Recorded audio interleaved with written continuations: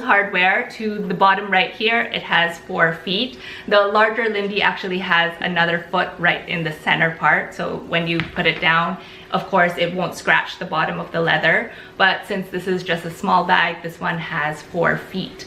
And then to the side right here, it has a convenience pocket on both sides. I've seen some people, they put their cell phone on the side pocket, but I wouldn't recommend it, simply because it's going to stretch out the leather and I wouldn't want that look. I mean, I don't really like the look of sagging leather. So this one, you would just really use it either for your Metro card, or if you like have just parked or something and then you put your parking ticket in here, it would definitely fit. So you could put a card in there. My iPhone Plus does not fit at the side right here, so you would need the smaller size iPhone to fit.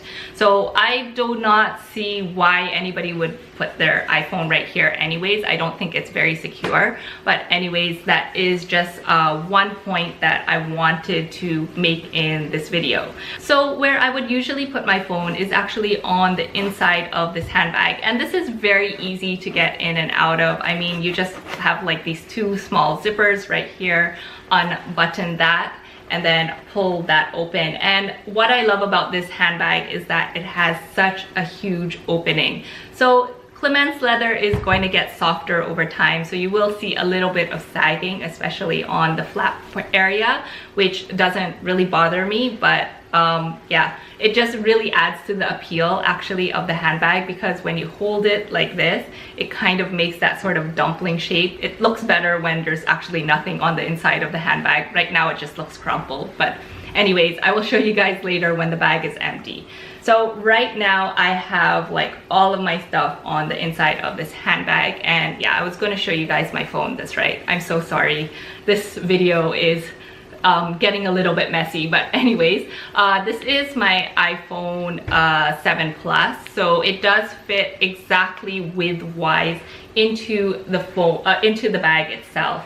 So just put that in there, and then I like to keep it right here on the inside. And I find that, oops, I've stuffed it a little too full, and I find that it is actually very easy to get in and out of. So just putting your phone in there is no problem. The next thing that I have inside this handbag is a dust bag, which is full of face masks. So I just kind of like use this to cover up some extra face masks that I carry around with me, just in case some people might need, or like the loop breaks or something. I just wanted to have extra or spare with me all the time. And then the next thing that I have in this is a mini pochette. So this bag actually will fit the mini pochette, which is really, really nice. This mini pochette is completely full with tissue paper and lip balm and hair ties, and it's just a catch-all for everything basically. So this one is completely full and it fits on the inside of this handbag as well. And then I just have really quickly my car keys or my house keys, so that comes in this little pouch right here. And then I have also a card holder. The only thing about this is it cannot fit a long wallet. That was the only thing that I did not like about this handbag, is it wouldn't contain my Chanel wallet, which is the one that I usually bring around with me, but that's more of a longer wallet. So what I had to do is put everything into a small card holder, and this one is actually not even branded, but it does look really, really nice. I actually really like this card holder. It looks expensive, but actually it's a very, very cheap card holder, and it's made out of leather as well. It only looks expensive because of the design, but anyways, I will talk about that in another video. And then I also have with me my RFID card holder, and this is just for all of my credit cards. So now the bag is empty, so I can show you guys the inside. It is really, really huge in terms of capacity, especially since it looks like it's such a small bag. Surprisingly, it can fit a whole lot on the inside. So to the inside, or the sides right here, they do have like extra pockets as well, which are flushed against the side. I don't really know what you can use them for. If, for instance, you didn't want to bring around a wallet, it could fit in like extra cash or extra cards, and you could just keep them at the side if you wanted to. But I haven't found myself actually using that part of the handbag. So I am going to close this off right now and show you guys how it looks when it's empty. So it looks like that, and I think it's super, super cute. For the next part of the video, I am going to do mod shots, but first I wanted to compare this in size for you with the Hermes Mini Evelyn. So this is my Hermes Mini Evelyn, and then in terms of sizing, this is how it looks. So the Evelyn is definitely taller, but they kind of look like the same size, although this one can contain so much more. The Mini Lindy just contains everything that you would need. I'm just so shocked at how much this bag can contain. And Hi loves, it's Ali. Welcome back to my channel. If this is your first time here, my name is Ali. Thank you so much for stopping by. Today I am doing a video on how I pack my Louis Vuitton Speedy 35. This was a requested video, so thank you Stacy for requesting this video. I absolutely love this bag. This is again the Speedy 35. I don't see a lot of videos on this handbag, so I hope you guys enjoy it. The Speedy 35 was my first ever Louis Vuitton handbag. I actually got it in Damier Ebene, but this video is on this Damier Azur handbag, so I hope you guys like it. If you do, please give it a big thumbs up. Leave me your comments in the comment section down below, and please don't forget to subscribe and turn on your notification bell so you get notified when I upload new videos. So without further ado, let's go ahead and get started. I am going to move my camera to my table and show you all the items, so let's go ahead and do that. Okay, so these are all the items that I will be using inside my Speedy 35, and I will be showing you how I can fit everything inside the bag. So this is a bag and it's completely empty, as you can see. And I'm going to start off with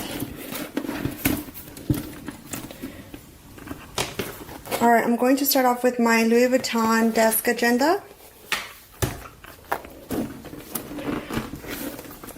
And I'm going to try my best to do this with one hand, so please bear with me. Alright, so that's the desk agenda. Next is this Louis Vuitton pouch.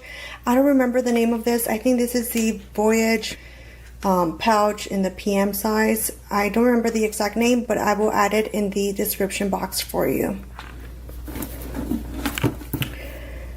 Next, I'm going to put my wallet, and this is the Insolite wallet. This is a discontinued wallet. I've had this for a long time, so I'm gonna go ahead and add this in here. And it looks like this. Next, I'm going to add my cosmetic pouch, and this is the cosmetic pouch in the GM size. So as you can see, everything fits nicely so far, and there's plenty of space for more things in here.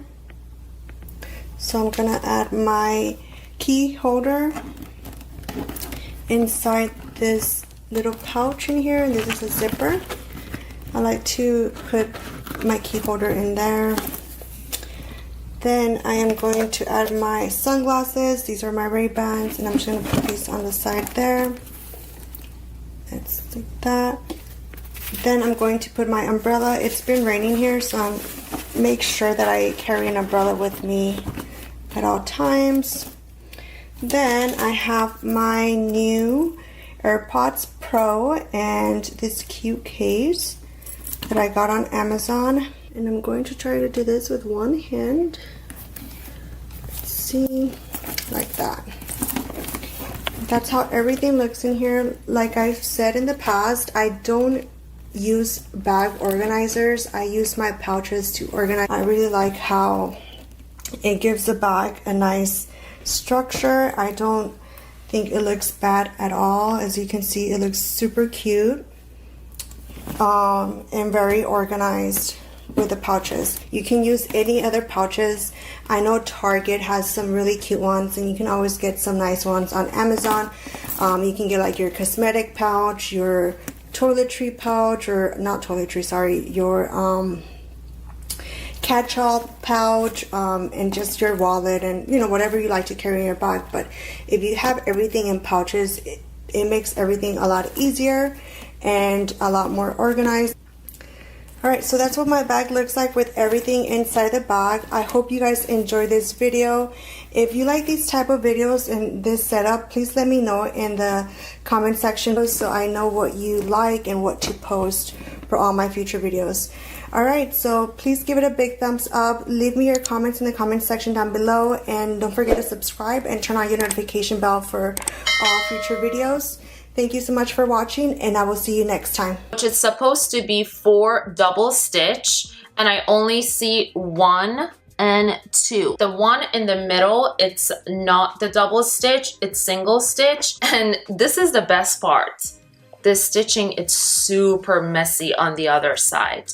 Stitching supposed to be and meant to be super neat for these type of bags. You pay for the art and craftsmanship. One last thing about this stitching on the post is just make sure, a lot of Louis, they follow the same rule on all their bags. From the very top to the V, it's supposed to be only 7 or 8 stitches. So let's count 1, 2, 3, 4, 5, 6, 7, 8. Versus this fake bag, this side is 1, 2, 3, 4, 5, 6, 7. But when you look at the other side, 1, 2, 3, 4, 5, 6, 7, 8. So they're not matching up. Also, the drawstring post needs to have this little dome shape, not too sharp, not too sphere or circle looking. Needs to be in a perfect short dome shape, and the hardware on it needs to have the embossed monogram, like engraved monogram. The gold, it's very gold, it's barely oxidized unless it's super duper vintage. And if you compare it with the fake bag, the fake post is very, very circle and sphere. And when you see it in person, you can see the parts of the leather, the thickness, it's not even comparable with the real bag. It's just super stiff and unreal looking. You guys, one last thing about this stitching, make sure to pay close attention to the color of the linen stitch. It's a very top quality linen, and usually the fake bags, the color is a bit off. It has like an orange red undertone versus the real Louis Vuitton actually is a very muted brown. So make sure of that. The next step for me usually is the heat stamp. The heat stamp on the bags are very, very important. Like this is a real one, the real bag. So the heat stamp, it's this guy on the pocket. This is the heat stamp. It's actually embossed very deep. If you pay closer attention to the Louis Vuitton on the top, the L, the bottom of the L right over here, it's super short comparing to the regular L we write. And the O is oversized right next to the L, and it's very, very circly sphere O. And some of the replicas, the O is it's more of an oval shape. And I mean, the super vintage one, sometimes the O could be looking like an oval, but the more current ones, the O, it's super sphere and circle. The most important thing on the heat stamp is the R. The little R supposed to be right above, in between the V and the U in the circle, and the R, it's very, very clean. It's very tiny. There is nothing else said except either France, depending on the year of the bag, or made in France. Again, pay attention to the stitching here. As you can see, it's very, very neat, evenly spaced out. The stamp right here where the Louis Vuitton on the pocket is, it's a high quality stamp. It's not gonna fade away over time. And let's compare it with the fake bag. Take a look at the fake one. The fake's heat stamp has color. They did a pretty good job on the L and O, but the R is actually bigger and it's not very aligned above the V and U. The Made in France, it's not very aligned. However, the stitching, it's not too bad. The hardware, it's not too bad. But the color of the pocket, it's way